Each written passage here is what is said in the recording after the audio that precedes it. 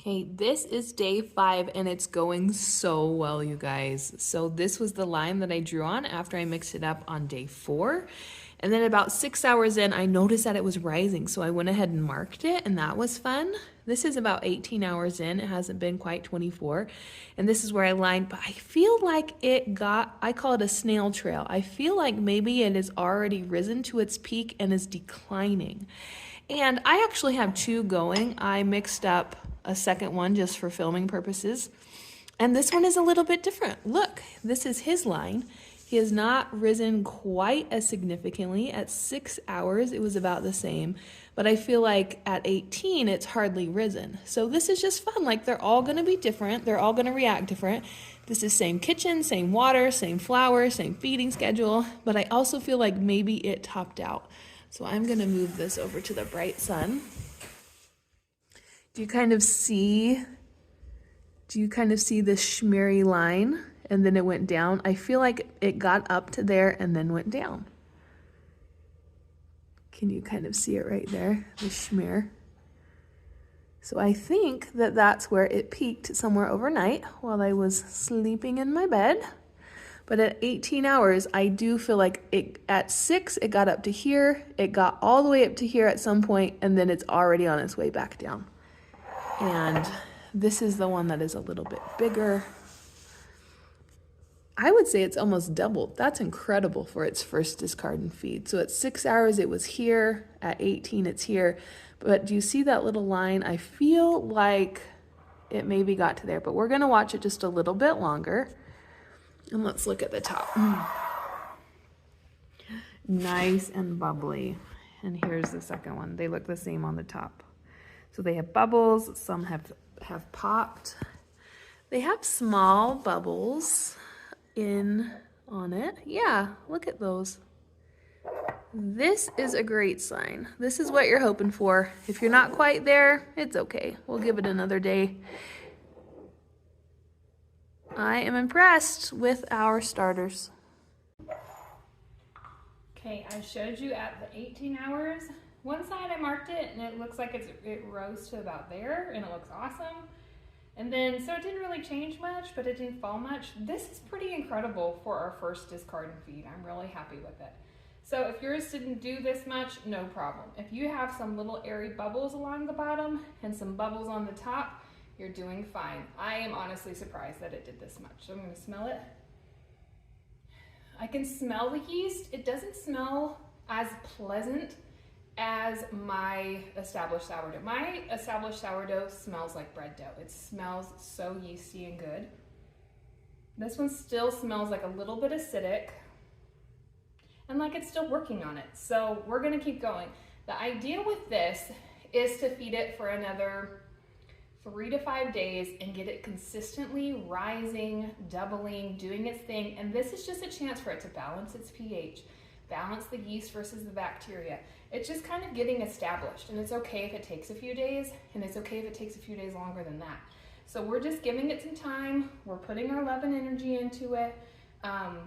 We're just enjoying this process. This hasn't been hard. We're at 5 minutes a day, and it's going great.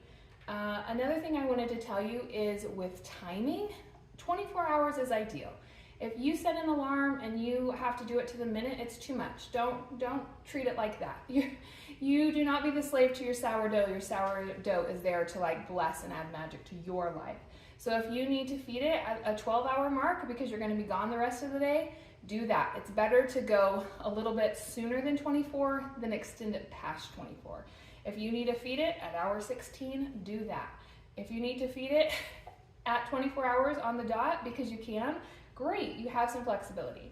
And now for the first 5 days, I would really try not to have an interruption in your schedule, not timing wise. You can, a couple hours here and there, it doesn't matter. But in the next, 5 to 10 days, if you need to take a break, because you're traveling or something's going on, I would discard and feed, put it right in the fridge, be gone for as long as you are. I wouldn't leave it more than 2 or 3 days because it's still in the middle of the process. And then when you come back, get it out of the fridge, pick your time of day like you kind of have been feeding it, discard and feed, and then start again. And so that time that it's in the fridge is like a day that doesn't count. So don't count it as days, 6, 7, and 8, or days 6 and 7. Just say, okay, I put it in the fridge on day 5 or on day 6, so that's where I'm starting. So when I get it out and feed it again, I'm just starting on day 7. So magic is still happening in the fridge. It just happens at a slower rate because it is cold, and that's fine. It would be ideal if you did not refrigerate it in the middle of this process, but if you need to for some reason, after the first 5 days, you can. You can stick it in the fridge for a day or two. It's not gonna hurt it, but the fridge time essentially is like net neutral. It just doesn't count. So if you stick it in the fridge, when you bring it back out, go ahead and do a full discard and feed, leave it back on your counter and start on that like as the day, like the next day after you left it. So if you fed it on day 5, it was in the fridge for a couple of days, discard and feed, and that's essentially your day 6. You holler if you have questions about that. So for this, my husband has my scale somewhere. I don't know where it's at. So it's not nearly as thin as it was when we had a whole bunch in the jar, which is good. If yours is very thin, it's probably getting warm. Your house is probably pretty warm and it's going through the process faster. If I left this another 12 or so hours, it would thin out more. So I don't have anything to measure with, and that's okay. I am going for about 2 tablespoons. So this is 25 grams. This is close to 50 grams of flour and 50 grams of water. And again, you don't have to do a new jar every time. I just think it's easier going back and forth.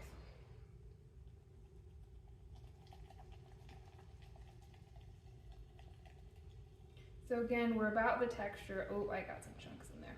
I didn't get it all the way in. Yeah, make sure you get all your flour worked in. Little pockets of dry don't help the ecosystem. So this is how thick it is. It's about as thick Greek yogurt, sour cream. Sometimes I say it's a snotty texture, and that helps people know it's kind of thick and slimy, but not in an unpleasant way. So I'm just scraping down my sides. And I'm just gonna mark it again with my permanent marker, or you can also use a rubber band and put the rubber band right at that top level and just keep an eye on it. That's why I like to feed mine in the morning or around lunchtime so that I can watch it for the rest of the day. And then this again, I am not planning on using it. This is only 50, remember this was a 50 grams of flour. That's just a few tablespoons. It's not a lot. I'm just gonna get rid of this. Again, this is not very stale either. It did not sit for the first 3 days. If you wanted to throw this in a sourdough discard recipe, it would be fine. So stick this in the fridge. You can use it if you want. You can compost it. You can feed it to your chickens. Do whatever you'd like. So we'll check on this again tomorrow.